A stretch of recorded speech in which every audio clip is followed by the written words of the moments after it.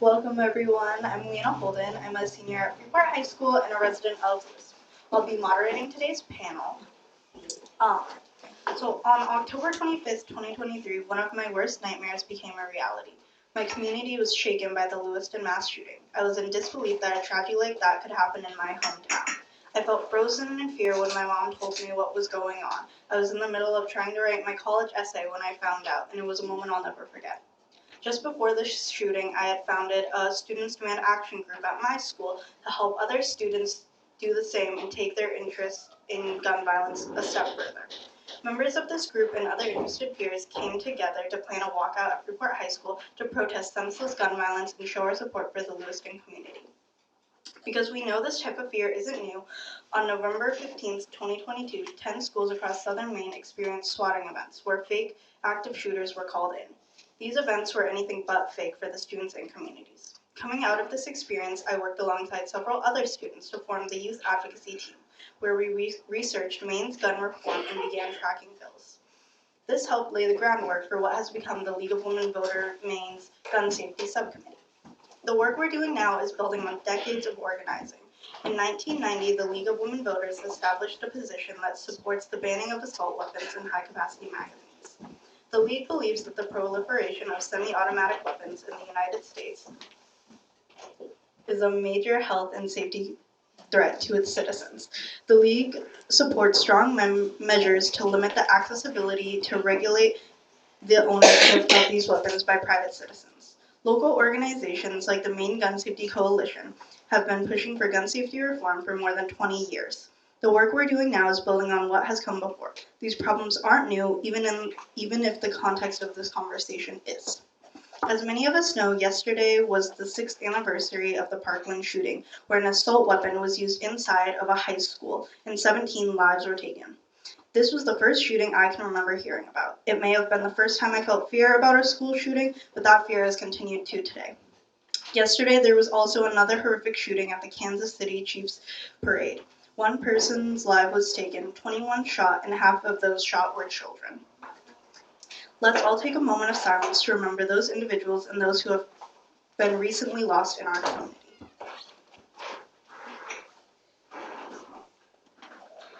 Thank you. Today's panel is going to revolve around banning assault weapons and high-capacity magazines. I'd like to ask the panelists to take a moment to introduce themselves. Thank you, Lianna, for your words. My name is Joe Anderson. I'm a pediatric hospitalist at Central Maine Medical Center, and I was working at CMMC the night of the shooting on October 25th. As a pediatrician, we look to trends and we look to research to guide our advocacy, and we've known that for several years, gun violence has been firearms have been the leading cause of death for children, youth, and adolescents, which has surpassed motor vehicle accidents, has surpassed cancer. I feel a little guilty in that it took a mass shooting happening in my community for it to really inspire me to stand up and do something about it. So I think that's where we are as a country. I think that's where things are starting to move a little bit, is that more and more of us have been touched by it. And so we're recognizing that something has to be done. Hi everyone, my name is Joe Platte. I work for Giffords, the gun violence organization founded by Gabby Giffords. I am not a woman nor a Maine voter, but I'm happy to be here. I used to be a Maine voter growing up in Windham. I come to this work as a former Mainer who wants his mom not to think about where the nearest exit is when she goes to Hannaford's. And I also come at this as someone who works for Gabby Giffords, who, yes, is a survivor, as everyone knows, but is also a gun owner. And sort of that combination of really deep Maine roots while also being informed by Gabby's lived experience really grounds the work that I do on our state government affairs team. My name is Nacole Palmer, and I'm the executive director of the Maine Gun Safety Coalition. About 3 years ago, I started up the Show Up Network for Gun Safety here in the state of Maine with the Maine Gun Safety Coalition. I I'll tell you more later about how I first got involved in gun violence prevention. Very happy to be here today.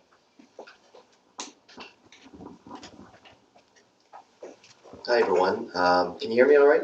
Yeah. My name is Michael Rocque. I'm an associate professor at Bates College, which is in Lewiston, and I come to this topic from a couple of different ways. I was in high school when Columbine happened, and during those formative years when there's an incident like that, it sort of leaves an indelible mark, and so Parkland will probably be the same for you, unfortunately. And so I was instantly interested in the topic of mass violence and mass shootings, and I went on to get my PhD in criminology, and so I started to study the system and laws, and I went on to work for the Department of Corrections, and then I moved on to Bates, and most recently I completed a 3-year federally funded grant to examine mass public shootings in the United States. And part of that work was an exploration of gun laws that seem to be effective in terms of reducing mass public shootings. And so I come to this topic from mostly a data-oriented perspective, but also I am from Maine, and I'm fully entrenched in the hunting culture here as well. And so I have a couple of different perspectives on the topic, but I'm very happy to be here, and I'm looking forward to the conversation. Hi, I'm Fowsia Musse. I'm from Somalia. I flee from Somalia when I was 6 years old. Came to United States as an unaccompanied minor at age of 14. I was in high school in the United States when the Columbine High shooting took place. But then 2022, October 25th to be exact, I traveled back to Africa on October 18. My mother was receiving a treatment for cancer.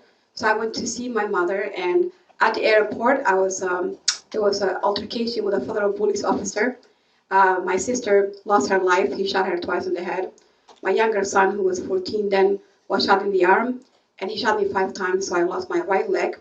So October 25th of last year, the same exact date, Lewiston, where I work very closely, where the active shooter took place. So to try to suppress my own feeling and to find a place of belongingness, I start searching where I can take my, advocacy and my compassion, and also to find, a place to belong. And that's when I came across the Maine Gun Safety Coalition. So I emailed them and I said, hey, I'm this person, and this is my experience, and my community itself is experiencing a disfranchised grief. We are also going through, we came with a lot of historical trauma related to gun violence because of war, and here also our youth are facing experience interpersonal violence because of the particular neighborhoods that they live in Lewiston. So coming from that is how I'm here today, I guess. Thank you for having me.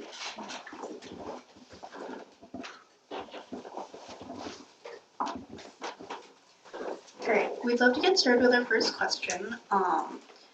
What do you think everyone should know about gun safety reform in Maine, and how does your background inform this perspective? And we'll just kind of pass it out. So I talked about this a little bit, but as a pediatrician, we recognize the gun violence epidemic as a public health crisis. And that means that we need to focus on it as a public health issue and use our research and our data and the recommendations of our public health organizations as our drivers for how we address this issue. We listened to Governor Mills' State of the State address and talking about wanting to frame this as a public health issue, and we agree with her. I think that's really where we need to start. I think other folks will probably talk about some of the ways that we can do that. But there are a number of ways that we can start to address this issue. And I think that really just focusing on making sure that guns don't get into the hands of dangerous people is really where all of this needs to focus. Absolutely, and to repeat myself a little bit, I can't help it when I come to this work, being someone from this place, again, with family and roots here. I can't get rid of that. I work for Giffords, I can't put aside the fact that I work for someone who is a gun violence survivor and a gun owner. Those 3 things are always going to inform how I approach this work. But I think the fight that everyone on this panel is engaged in, and many of you are engaged in, really at its core is fundamentally about Mainers who experience, yes, the tragedy on October 25th in Lewiston, but also have been losing, 250 of their fellow Mainers every year to firearm suicide as well. It's about Mainers who've seen those tragedies over and over and over again, deciding that enough is enough, and asking their leaders across the street to do something about it. Again, I can't put aside who I am and how I come to this work. That's always going to be a part of what I do.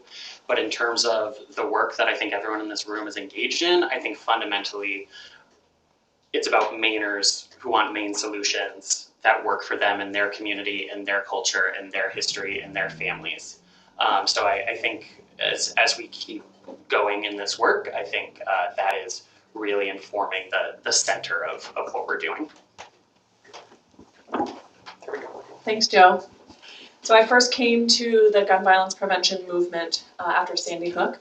I happened to be living in Connecticut at the time, and I learned after this shooting that I was 1 degree of separation away from 5 of the children who were killed. And that's when I stopped thinking of gun violence as something that was terrible, but was never gonna affect me in my life because I wasn't a gun owner, and realized that gun violence, if it can come for 6-year-olds in a classroom, it can truly come for anyone at any time in our country. And if I wasn't a part of the solution, then I was a part of the problem.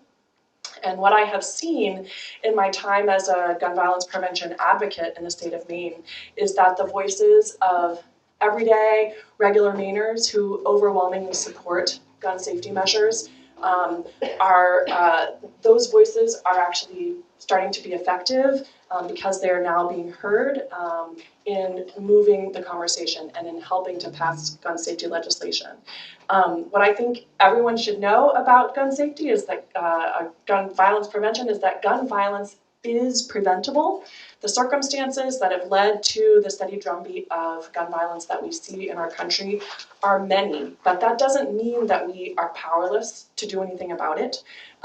Maine has very weak gun safety laws, frankly, almost a complete absence of gun safety laws, and correspondingly, our gun death rate is the highest in the Northeast. It's 3.5 times the gun death rate of Massachusetts, which has quite strong gun laws. So gun violence is preventable. We know what legislative tools are effective in reducing it. Those legislative tools make up our 4 legislative priorities that this organization and many organizations are united in advocating for. Those are background checks for all gun sales, a 72-hour waiting period, an ERPO bill or a red flag bill, and an assault weapons ban. And our children in our communities cannot wait any longer for our leaders to pass the laws that are going to prevent unnecessary carnage. Thank you. So one of the things that I think about when asked a question, what can Maine do? What is the issues? What are the issues in Maine that we should be focusing on? What should everyone know about gun safety reform in Maine? And I think that the panelists have mentioned a lot of the things that come to mind, which is, that we do have some of the most lax gun laws in the country. And if this question had been asked a year ago of me, my answer would have been quite different.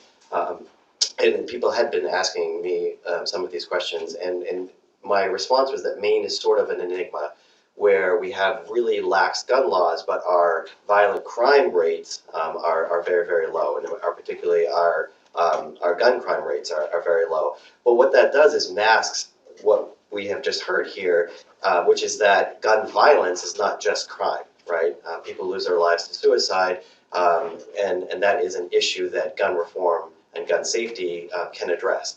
And that's not something that we oftentimes think about. We're up here talking about gun safety and gun laws, and most people are thinking about mass shootings, right? But people lose their lives to guns in many different ways, and we know that there are legislative possibilities, there are laws that are effective at reducing the use of firearms in terms of suicide. And I think that needs to be part of the conversation as well. It doesn't have to be just when there is this a horrible event that makes everybody to want to take action and then we wait until the next one. There is everyday, quote unquote, everyday violence that I think that we need to be aware of and understand what exactly the tools are that we have at our disposal that can be put to use to prevent any type of gun violence. That's an important point that my fellow panelists have mentioned here as well. When it comes to how does my background sort of inform my perspective, as I mentioned, I'm sort of fully entrenched in the hunting culture. And my background in that is, I very vividly remember being, a child, maybe 8, 9 years old, and wanting to get my hunting license and needing to take, I think it was a 2-night course on gun safety and how important it is to understand how to, responsibly handle a firearm and how these are not toys, because little kids oftentimes think of firearms as toys. And it never made sense to me that I had to do that to, go in the woods, but someone who just wants a gun, to not shoot an animal doesn't have to do anything. And so that sort of informs my perspective as well when it comes to gun safety reform in Maine. But overall, we basically have nowhere to go but up when it comes to gun safety, and so I think that would be sort of the most important point that I would want to make. So for me, I'm coming from more of a culturally informed as opposed to systems thinking with gun safety. I'm very new to the work, and I think everybody else said very eloquently. So I'm the least expert in here. But from a personal, I guess, belief, I feel like we need to have a collective effort for gun safety. I heard a lot about my longtime American born. There is a conflation or at least confusion, gun ban altogether and gun safety. And I think people are confused. When you think about guns in general, people think that you're infringing their Second Amendment or they're taking away their rights. I, as someone who half of my life were exposed both directly and indirectly with gun violence, I'm a strong believer gun safety is the way to go. For a long time, from a cultural perspective of somebody who was not born here, I work from a mental health capacity. We have a lot of young people, young children, early childhood and high school who are coming from war-torn countries, who are directly exposed to gun violence, who, from a background of their culture, are desensitized to gun violence. So coming to U.S., for a long time for myself, it didn't make any sense to me. And I working with young people who attempted many times suicide. They didn't have any guns because of their family or immigrant. But today, those young people are old enough to own guns. Not in the right way a lot of times, but from the streets. So coming from that perspective, I feel like in where I'm from, downtown Lewiston, Auburn, there's a lack of collective education and collective understanding of what gun in general banning is and what gun safety is. And so I feel like we need to focus a lot on education, so we can all come together and fight this together.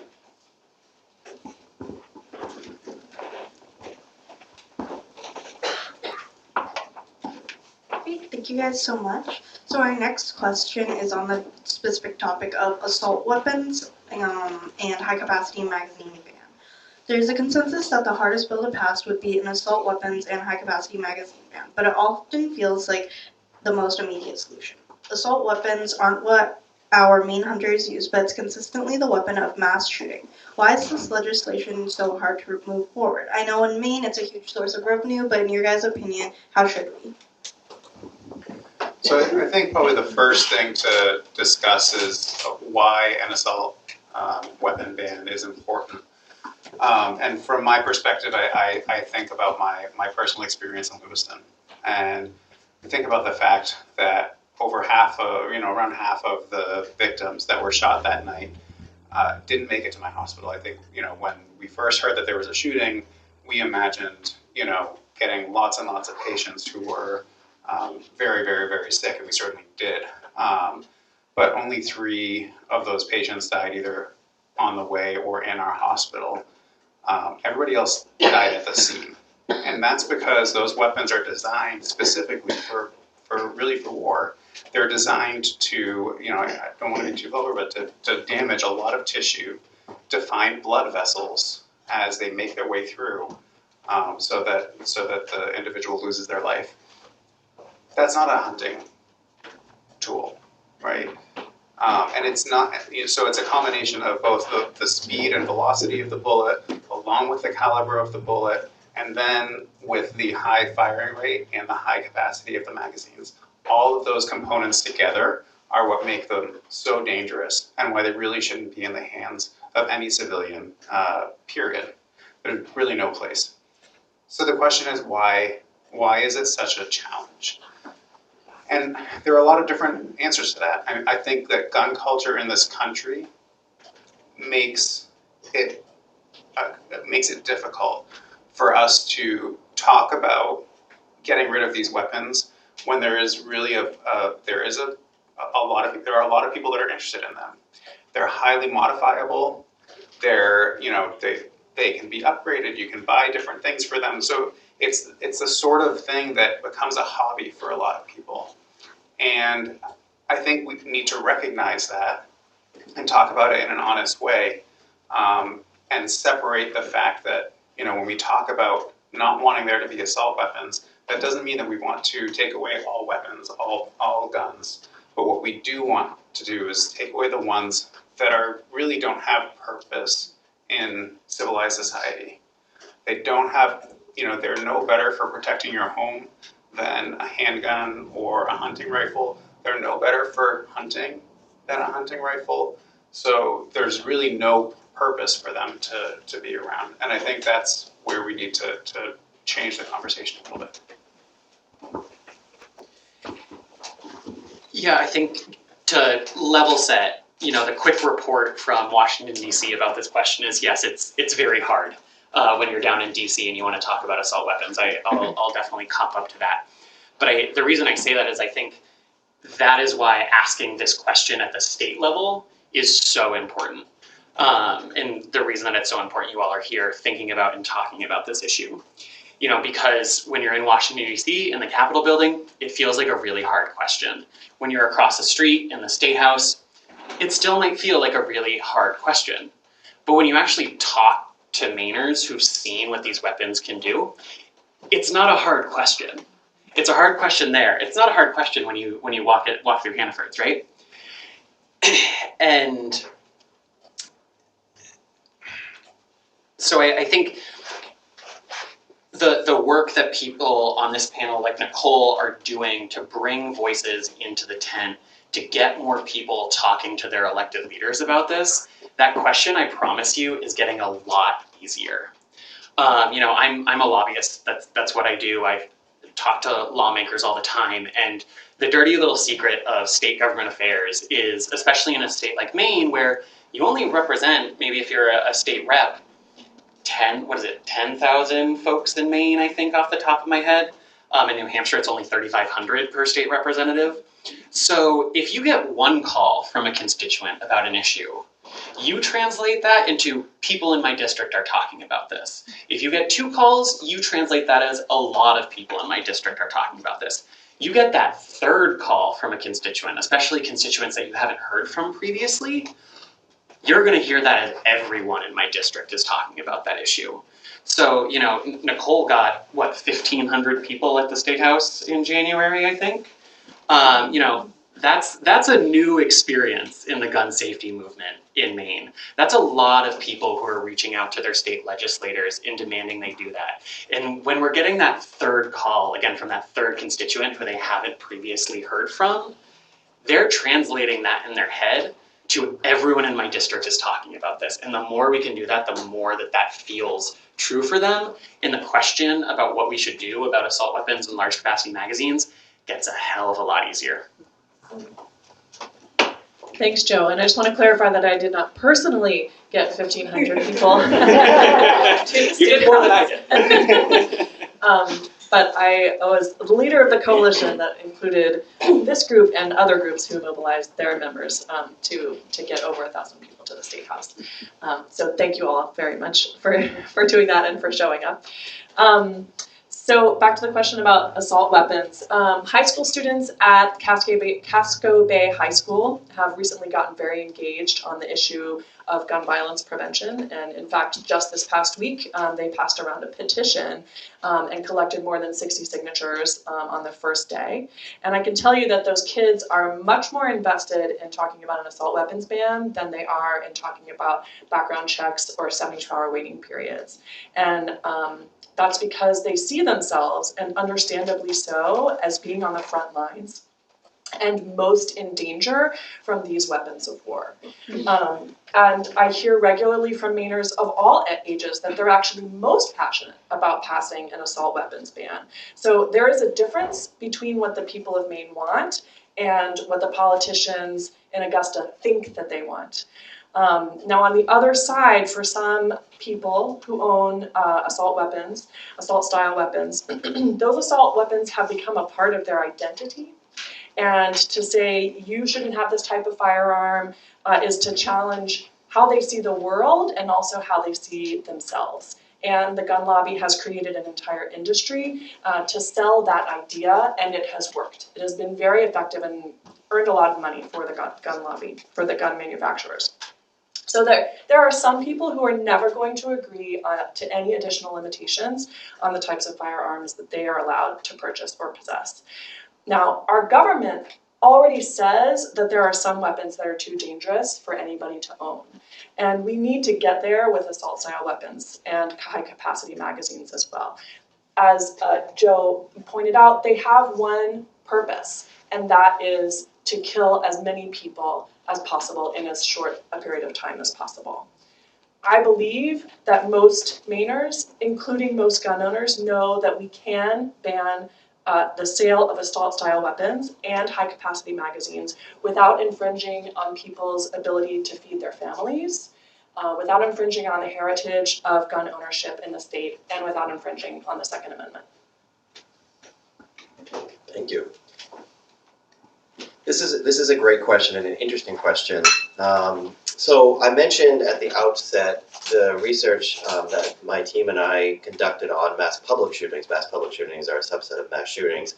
And one of the projects that we were involved in was to basically assess a whole number of gun laws across the United States and determine what their relationship is to whether a mass shooting happens, and then if a mass shooting happens, how many people are shot. And consistent with other research, we found that across time, so we started our research in the 1970s and collected data all the way through, we found that state laws that require a permit for a firearm are associated with a reduction in the number of mass shootings that happen. And then, again, consistent with other research, we found that these large capacity magazine bans are associated with fewer fatalities. And this is, so a large, just to back up a little bit, a large capacity magazine is typically defined as something that is able to hold more than 10 rounds. And so what I think the question here is, why is this legislation so hard for us to move forward? You know, you guys touched on a few things that I think are really important in terms of people's identity. But the idea of freedom and independence, and Maine is a place that holds dear to those ideals, you know, that you're not going to tell me what I can and can't do. And so that's part of the question as well. Another one is that a lot of these terms I don't know are helpful. People don't necessarily know what a large capacity or a high capacity magazine, what does that actually mean? An assault weapon, you know, if you have a conversation with somebody who isn't necessarily like-minded about gun control, they will quickly point out that there's no such thing as an assault weapon, right? You know, what do you mean by that? And if you actually dig into, for example, the 1994 bill, then it's actually quite complicated what constitutes an assault weapon. And so I think that just being really clear about exactly what we mean with these terms would help move us a little bit more toward a place where we can kind of come to some sort of agreement and understanding. And then, you know, another thing that I see that is an obstacle to moving legislation forward is that we don't necessarily talk to each other. We're talking past each other, and a lot of the conversations are not, I don't think, in very good faith when we have them. And people have their minds made up about any type of gun law is going to be infringing on people's rights, and then other people say this is just common sense, and we're not finding that sort of middle ground where we can maybe come to some sort of an agreement. I think that's really important. I think it's important to understand where people's opinions come from. And why they feel the way that they do. And then, from just my perspective, if we can bolster those discussions with data, with clear data, what did we find, what do we mean by these things, then I think that we might be able to come to the table and not talk past each other. Thank you. Well, I think for me it goes back to education again. The community need to make more informed decisions.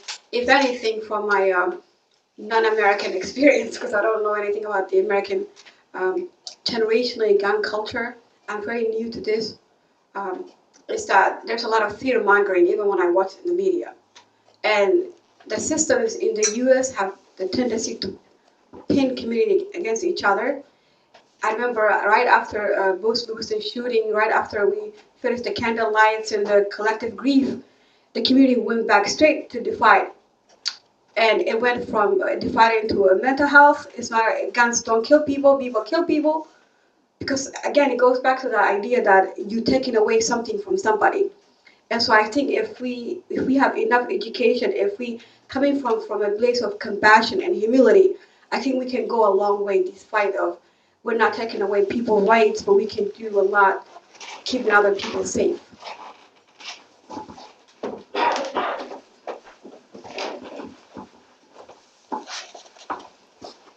Thank you. And for our last question, we have, given that this topic has been contentious for decades, what are some new ways of thinking about this issue? And how can we move forward to make meaningful change? Thank you. I think as a physician, I recognize that a lot of us were, saw this issue as an important issue, but there wasn't really a collective voice that was speaking about this and demanding that there was change. So after the shooting, I pulled together a group we're called Maine Providers for Gun Safety. We held a rally in Lewiston a couple of weeks after the shooting. We had over 200 physicians, nurse practitioners, physician assistants who all came to a parking lot to rally and to call for change. There were over 500 of us who have signed on to a letter calling for comprehensive gun safety reform. And I think that, and there are many other organizations, as Nacole has mentioned, that have all been, unfortunately inspired by a tragic event to do the same thing. I think the important piece is continuing to have these conversations in our communities, with our friends, with our family members, and especially with those who may not agree with us.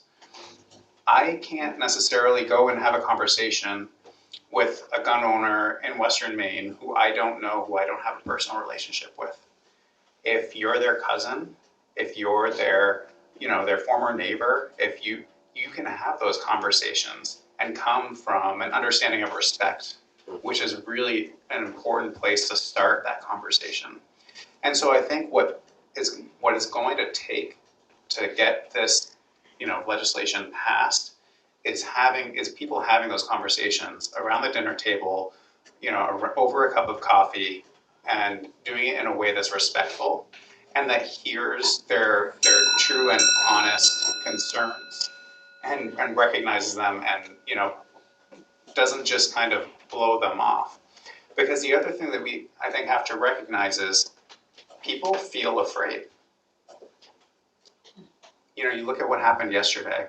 I was just this past weekend in New Orleans at my sister-in-law's celebrating Mardi Gras with our two little nieces. And we were at these giant parades, with all, so many people around. And the first thing that happened after the shooting yesterday is my mother-in-law sent a text and just said, my gosh, could you imagine, this could have happened where we were? So people are scared, and some people, their response to being fearful is to have an assault weapon in their closet. And as a physician, I look at research and I say that I don't think that that's the best approach. But I also have to recognize that their response is a legitimate response. It's an emotional response that they're having. And so we need to strengthen our gun laws so that people don't feel that way. So that people don't feel like they have to arm themselves because we're living in a society with such a crazy level of gun violence. So I think having those conversations, number one, is really important, and being empathetic in them is really the goal. Yeah, I think the easy answer about what's a new way to come at this problem is, I think when you look at the people in this room and the people in this panel, you're looking at it.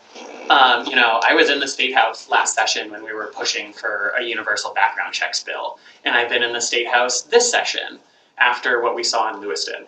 This is a new way of coming at it. I don't think there's anyone on this panel or in this room who didn't pause and reflect in the wake of the shooting in Lewiston and think about, what else can we do? What's a new way of coming at this problem? I think everyone asked themselves that question, and I think Nacole and everyone at the Maine Gun Safety Coalition, they're doing that work to just throw away the old tent because we got to build a whole new tent just to make it as big as possible and get as many new voices.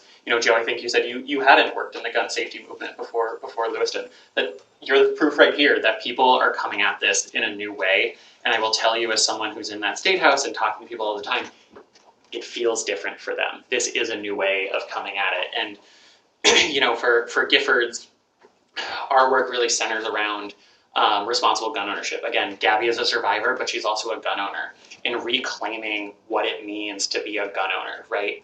The NRA and the gun industry that funds the NRA, they have built this culture so that they can make money, right? But when you go and talk to the average gun owner in Maine, they're not the gun industry couch commando guy. They're a hunter who learned shooting from their dad and learned gun safety, taking the 2-day gun safety course and stuff like that. And I will tell you, in that building, those people are coming out of the woodwork to reclaim what it means to be a gun owner. And so, I think we're gonna win this fight, because when you look at the people in this room and on this panel, you're looking at the new way of coming at this, and I promise all of you, the people in that building are feeling that change. That's encouraging to hear. And I agree. I think that for many years, gun safety reform has been framed in Maine as a political issue. And I think that the contentiousness with which it is framed, especially by the media, is not actually reflective of where Mainers actually are on the issue, which is solidly behind gun safety measures. But I don't think gun violence should be framed as a political issue. It should be framed as a moral one, and it should be viewed as a public health issue, as Dr. Anderson has been talking about. Now that Maine has joined the unfortunate and ever-growing list of communities that have been ravaged by mass shootings, we can no longer pretend that Maine is somehow immune. Now, a lot of people in Maine have already changed their minds on this issue, which is really encouraging. And we do have more work to do to change the minds of others, or to get those who are newly thinking about this issue to fully commit to the safety of our communities. To do this, we keep working, we keep saying what is true, we give people who aren't there yet the space to move in our direction. We push for what we know will work, and we don't quit. Governor Mills, in her State of the State, described her experience. She said that she'd been hearing from folks all over the state that they recognize the problem of gun violence. They see it in not just in the mass shooting in Lewiston, but in acts of domestic violence and suicide as well. So there's already consensus, agreement about what the problem is, and that's always the first step to finding solutions that work, which I believe we can do, especially when we're working together. Thank you. Yeah, I completely agree that all of us have been, and all of you I'm sure as well, have been thinking about how can we change the way that we think and talk about this topic so that we don't get stuck in the same trend of, mental health versus gun control, and then we just move on and nothing gets accomplished. And there's a lot of different ways that I've been thinking about it in terms of how can we frame this, the laws that we think are effective, in a way that does not seem as if it might be a threat to someone's constitutional rights. And I think that the high capacity or large capacity magazine bans are a way to get there, because that's not banning a type of gun, that's banning the magazine. And so I've thought that would be a potential pathway forward. I also think that we are moving in the direction of trying to meet in the middle. So the gun control people are suggesting that we need to do something about guns, and then the other side is saying that it's mental health, and criminals are going to get guns no matter what laws. And my own family have had those conversations with me. And so these red flag laws and yellow flag, the one yellow flag law, I feel like are a good positive sign that we're moving towards trying to figure out, if there are people who maybe should not have a gun in their possession at this point in time, and we can identify those people, and we can sort of try to take their weapons away, even temporarily. Then that's sort of a middle ground where we're not saying everybody needs to have their guns taken away, but we have to maybe be smart about how we address this. And I do believe that a red flag law, the extreme risk protection orders, I think that's we can see the holes in the yellow flag process from what happened last year. And so I think that there are positive signs of us sort of trying to reach across the divide. I completely agree as well that this has to be a conversation that nobody wants people to die. Most people don't want people to die. And so recognizing that that there is common ground there, and we can have respectful conversations, I think is going to be really important. And I think that most of us are in favor of. Can I say most of us are in favor of gun control? Gun safety. Gun safety. Yes. And language matters. Language matters in terms of how we have these conversations. And so I think that in order for us not to talk past one another, I think that we need to recognize and acknowledge the other side's position. And one of those positions is that gun safety is not necessarily the only thing that we need to do in order to reduce gun violence in Maine and across the state. And so let's talk about those other things that we might need to do. When we say mental health, what exactly do we mean by that? And how can we actually improve that system? What are some other, sort of early Head Start resources that we can put our money into that would actually have an effect on gun safety and gun violence? And so not just having the conversation about one thing, and that might bring more people to the table. So that's where I am right now, thinking about how we can make this conversation or move this conversation forward. Thank you. I feel like everybody said what I was going to say, in my head anyway. It looked really good in my head. I don't know, I was at Augusta for back in January, and I saw lines after lines of people, every walks of life, old Mainers, young Mainers, everybody showed up. While it was really moving and touching, at the same time I was thinking, how sad is it that it takes people to lose their life for us to come out together? And I think about the same way, like we never thought we were gonna have floods in Maine, but we had floods recently. We never thought we'd have an active gun violence, but we did. So it goes back again, like prevention is the key here. And education, again, people have to make informed decision. This is not, I know gun violence in the United States is publicized. It become a public, it become a political symbol in US. It's not one or the other, it's all of us together. You never know who you're gonna lose tomorrow. So I feel like it needs to come from a passion and a humility and understanding for us to do this work together. Coming from a war zone, again, I know what it's like to have automatic, semi-automatic, and it causes enormous damage, believe me. And so in my head, I'm thinking, why do you need a gun that needs to be fought in the trenches from active war? Why do any person in right mind? But at the same time, I do understand from the other side of that problem that I myself, coming from a war country, how important it was to have guns in your room, because it was either them or you a lot of times. So coming from both ends of the gun issue, I feel we can work together by a place of compassion again. And sorry about my English part, but I don't know a whole lot about the gun policies. I am learning. I know both the lucid shooting, we did a lot of education.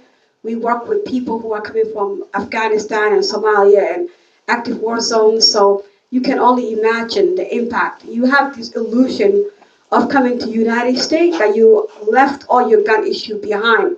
So for the first time when it came to Lewiston, it kind of robbed all sense of safety from us and a lot of people we work with.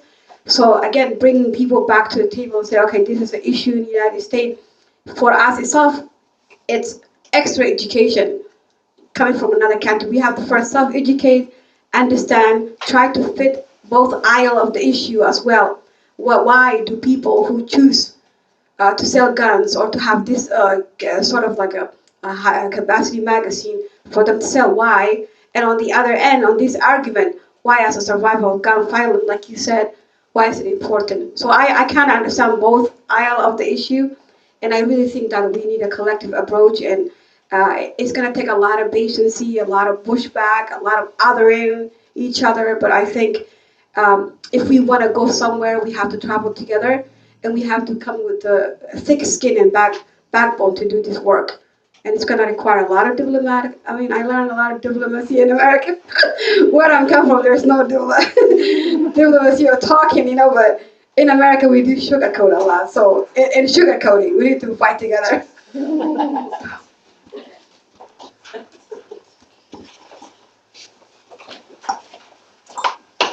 Thank you guys so much. I really appreciate all the work you do. I was there at the gun safety rally. It was a great day. The work you guys do is seriously so important, especially educating youth. It's gotten me and many of my peers interested. Before we open up for a Q&A from the audience, I just had one quick question for you guys. If you could kind of give everyone here one thing specifically from your work that you would like everyone to know, not just in this room, but in general, what would you guys want everyone to know and walk away from here knowing? Sorry, I have to go first. It's hard to pick just one. I would say just recognize that the face of gun violence in America when you watch the news is mass shootings. But the reality is that's not truly the complete picture, and it's really only a small sliver of the picture. And especially in Maine, I want to say like 94% of the firearm deaths in Maine are attributed to suicide. So I think just recognizing that, and so when you see us pushing for policies like a 72-hour waiting period and extreme risk protection orders, and sometimes yelling about those even louder than we yell about assault weapons, it's not because we don't care about assault weapons, it's because there is another part that is much more silent, but is still really, really important. Yeah, I want to build on that really quickly, and then I have another one, sorry. I think you're going to hear when folks in this room are in the committee hearings, when, hopefully this process moves forward, you're going to hear from the other side a lot to discount those suicide deaths. And so I just want to underscore what Joe said. Do not let that happen. When you talk to families who've lost one of their loved ones to firearm suicide, it doesn't matter that it was self-inflicted. They lost their loved one. That family lost their loved one. A community lost a member. Those deaths matter. So I really want to encourage folks that this is just a personal faux pas of mine. Don't let that go. Those lives matter just as much as interpersonal violence does. The thing that I was going to share before I decided to get on my soapbox. I love that Nacole named her group the Show Up Network, because it's a good reminder that 99.99999% of people don't show up. which actually means it's more important who does. I always, when I'm talking to people at my job, I don't know if anyone ever watched Parks and Recreation with Amy Poehler, right? And do you remember the scenes where they would have a town hall about the parks because Leslie wanted to say she had a town hall? And like random people would show up and complain that the sandwich they found on the park bench didn't have mayonnaise and wanted to understand what the government was going to do about it. That's how government works. So when you think about how many people don't show up, it actually matters more who does, right?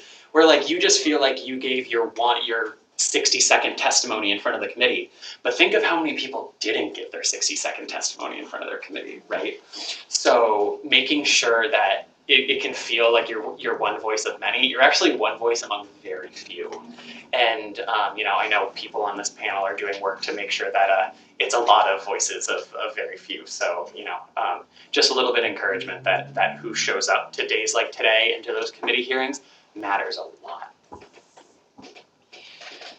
I guess my answer is kind of similar to yours. The one thing that I would hope that you would take away from this is that literally every person here has the capacity to move this movement and to get us closer to our goal. Like every single voice matters and can make a difference. And whether that is speaking at the, giving testimony at the when the bills are in committee, or whether that's talking to your neighbor, like Joe was talking about earlier, or writing an LTE, or in the fall, casting a ballot for somebody who you know is going to support gun safety measures the next time around.